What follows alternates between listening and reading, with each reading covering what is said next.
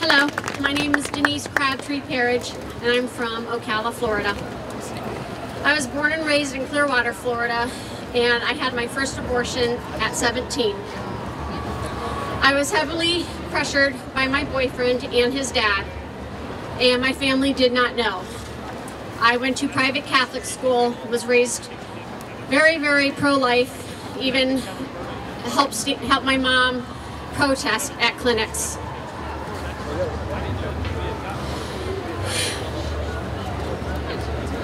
I knew the development of babies because my mom was an NICU nurse.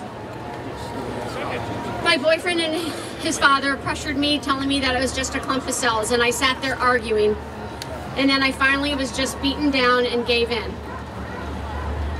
I failed my baby, and I failed myself. I was a coward. The night before the abortion, I took holy water and I put it in a squirt bottle.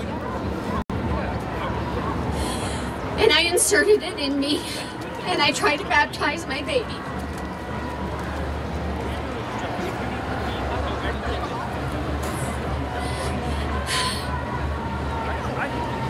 The next day, I went through with the abortion, and as I was laying there wide awake on the table, the ultrasound was denied to me as well.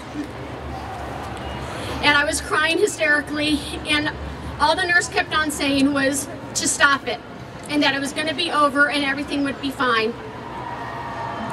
As soon as it was over, she walked out, and all I could do was pray to God to give me my baby back.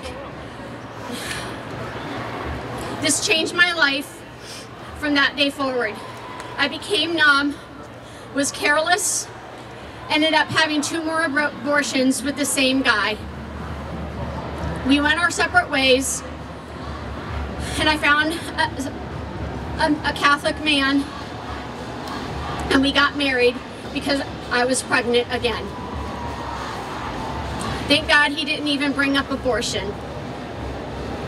I buried it for 31 years.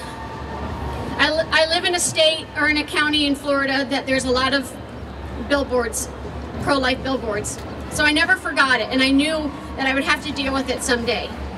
I just didn't know when. Until one day, I got a message from the father of my babies, apologizing for what he put me through.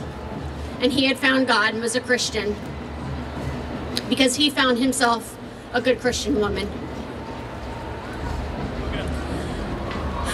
I needed counseling because I started going through a lot of PTSD, depression, and anxiety. I wanted to kill myself. Even though he had apologized, it didn't really heal my wounds. It just opened them. I finally joined a support group called Surrendering the Secret, and it was there that I found forgiveness. And I knew all along that I was forgiven by God, but I could not forgive myself. And when they told me in the support group that I was putting myself above Jesus, I really realized that I did not want that. I'm not better than him. And I finally forgave myself on December 10th.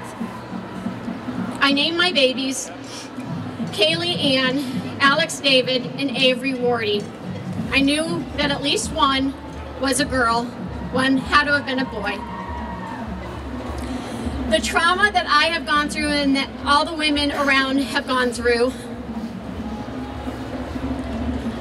there's not even words for it. But if I can get my story out, share my testimony, even if it saves one woman from making that terrible decision, then it'll be worth it. And this is why we march and why I am silent no more.